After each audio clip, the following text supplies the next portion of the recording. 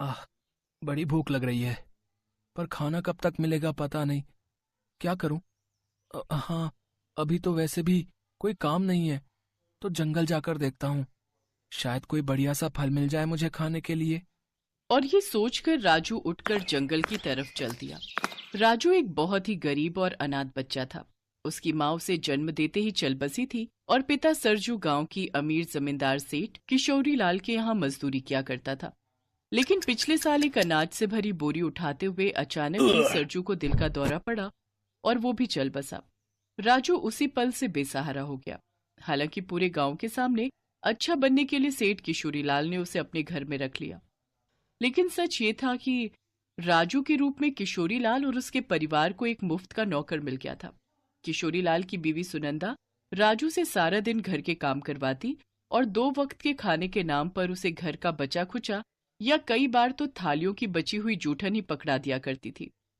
लेकिन इस समस्या का एक हल था राजू के पास।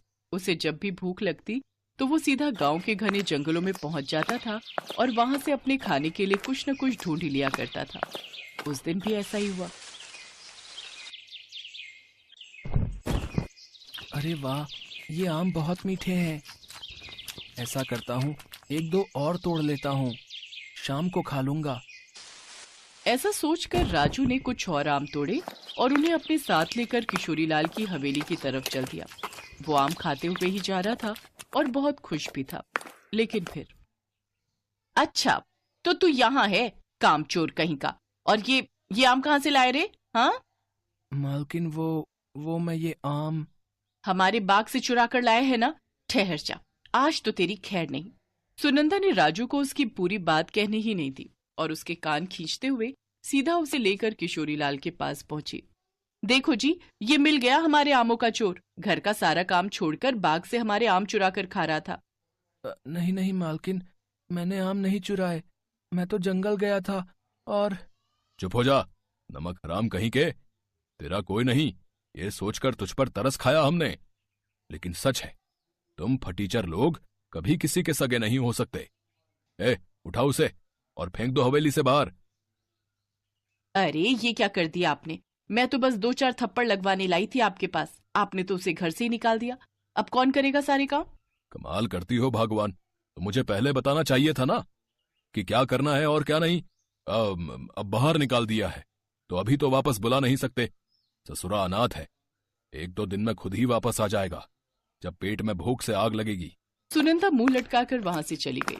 उसे भी यही लगा था कि राजू जल्दी ही हवेली वापस लौट आएगा, लेकिन असल में राजू के साथ जो होने वाला था उसके बारे में कोई सपने में भी नहीं सोच सकता था। माँ, बाबा, आप क्यों चले गए मुझे छोड़कर? अब मैं कहाँ जाऊँ? मेरा तो कोई घर भी नहीं है। राजू बस रोए जा रहा था, उसे कुछ नहीं सूझ रहा था। तभी उसकी नजर सामने बैठे कुछ बच्चों पर पड़ी जो बड़े मजे से रसीले आम खा रहे थे। उन्हें आम खाते देखकर राजू को कुछ सूझा और वो सीधा जंगल पहुंच गया, उसी आम के पेड़ के पास जहां से उसने आम तोड़कर खाए थे। और फिर, इस दुनिया में सिर्फ तुम ही हो जिसने मुझे बिना मारे या मुझसे कोई काम करवाए बिना अपने मीठे मीठे फल दिए मुझे खाने के लिए। तो क्या तुम मुझसे दोस्ती करोगे?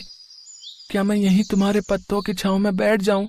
राजू के ऐसा कहते ही उस पेड़ की पत्तियां जोर जोर से हिलने लगी और फिर अचानक पेड़ के ठीक नीचे की जगह पर हवा का एक तेज झोंका आया और वो जगह बिल्कुल साफ सुथरी हो गई। ऐसा लगा मानो पेड़ ने खुद राजू को बैठने के लिए जगह दी हो। ये देखकर राजू बहुत खुश हो गया। शुक्रिया दोस्त। अब अगर तुम बुरा ना मानो तो क्या मैं एक और आम ले सकता हूँ? पहले जो मैं ले गया था वो सारे वहीं गिर गए जब मालकिन ने मेरा कान खींचा था। राजू के ऐसा कहते ही आम के पेड़ से एक बड़ा सा रसीला आम नीचे राजू के बिल्कुल पास आ गिरा। ये देखकर राजू बहुत खुश हो गया और फिर, मजा आ गया दोस्त। सच में, अगर मुझे पहले पता होता कि तुम मेरे दोस्त बन जाओगे तो मैं बहुत पहले ही तुम्हारे पास आ जाता। अब सब अच्छा है, खाने के लिए तुम्हारे मीठे मीठे आम और बातें करने के लिए तुम।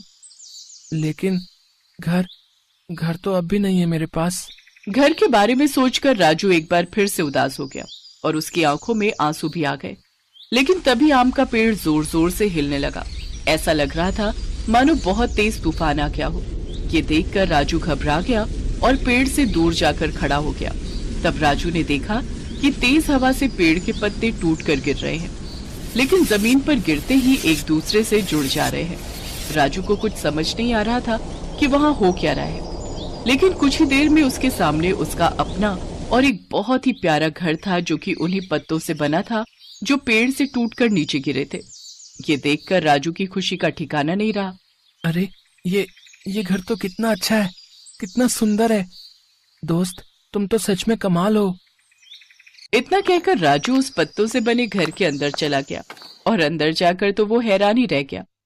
उस घर के अंदर उसकी जरूरत की हर चीज थी और वो सब पत्तों से ही बनी हुई थी। राजू पत्तों से बने आरामदेह बिस्तर पर लेट गया और लेटते ही उसे नींद भी आ गई। कई दिनों के बाद वो इतनी गहरी नींद में सोया था क्योंकि अब उसे किसी बात की चिंता नहीं थी। वो अब अपने खुद के घर में था जहां से उसे कोई नहीं निकाल सकता था। दूसरी तरफ किशोरीलाल की पत्नी सुनंदा परेशान हो रही थी। उसने 3-4 दिन राजू का इंतजार किया, लेकिन जब वो नहीं आया तो उसने किशोरीलाल से कहकर अपने लिए नया नौकर रख लिया और इस तरह राजू के बारे में हर कोई भूल गया।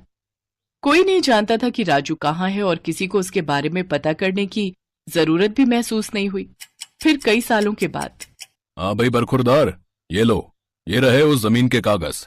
बड़े जुगाड़ से हासिल किए हैं। घूस खिलाते खिलाते अपनी तो जेब ढीली हो गई। कोई बात नहीं पापा, आज अगर जेब कुछ ढीली हुई है तो कुछ टाइम बाद आपकी जेब छोटी पड़ने लगेगी। इतने पैसे होंगे हमारे पास, बस एक बार उस जंगल की जमीन पर हमारा होटल बनकर तैयार हो जाए। बढ़िया है, बढ़िया है। अच्छा, अब ये भी बता दो कि आखिर कब आएगा वो दिन। बस पापा, आज ही जा रहा हूं। पहले जंगल साफ कराना होगा, तो शहर से टीम बुलाइए। सारे पेड़ काटकर जमीन साफ हो जाए, फिर करवा देंगे भूमि पूजन। ठीक, ऐसा करो, मुझे भी अपने साथ ले चलो। आज वैसे भी मुझे कोई खास काम नहीं है। ठीक है पापा, बस 1 घंटे में चलेंगे। किशोरीलाल अपने बेटे विशाल के साथ अपनी खरीदी हुई जमीन के पास पहुंच गया। किशोरीलाल बहुत खुश था। उसे तो अपने ख्यालों में जंगल के उन हरे भरे पेड़ों की जगह अपना आलीशान होटल भी दिखाई देने लगा था। लेकिन फिर, क्या कर रहे हो? काम शुरू क्यों नहीं करते? चलो जल्दी करो, आज ये वाला एरिया साफ हो जाना चाहिए, समझे? सर, हमें लगता है इस इलाके में कुछ आदिवासी रहते हैं। उनके रहते हम जंगल कैसे साफ करेंगे? क्या कहा? आदिवासी? तुम्हारा दिमाग खराब है क्या? यहाँ सिवाय इन पेड़ों के कुछ भी नहीं है। नहीं सर, यहाँ से कुछ दूर पत्तों से बना एक घर है, मैंने खुद देखा है उसे।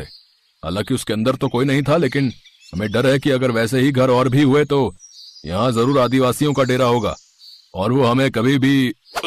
ठेकेदार अपनी बात पूरी कर पाता उससे पहले एक सनसनाता हुआ नुकीला तीर आकर उसके सिर पर लगा और वो जमीन पर गिर पड़ा। इसके बाद तो उस जगह तीरों की बारिश शुरू हो गई। वो तीर कहाँ से आ रहे थे और कौन उन्हें चला रहा था, ये कुछ पता नहीं चल रहा था। खास बात ये थी कि उन तीरों पर जहर लगा था जो किसी भी इंसान को जान से मारने के लिए काफी था। ये देखते ही किशोरीलाल और विशाल फौरन वहाँ से भाग खड़े हुए और फिर कभी उन्होंने जंगल की उस जमीन के बारे में सोचा तक नहीं। दूसरी तरफ जंगल में देखा दोस्त, कैसा मजा चखाया मैंने इन लोगों को। ये लोग तुमसे तुम्हारा घर, ये जंगल कभी नहीं छीन पाएंगे, क्योंकि मैं इन्हें कभी ऐसा नहीं करने दूंगा। ये वादा है मेरा। इतना कहकर राजू अपने घर के अंदर चला गया। वही पत्तों का घर जिसके जादू ने कभी अनाथ राजू की जिंदगी संवारी थी, और अब वही राजू पूरे जंगल का रक्षक बन गया था।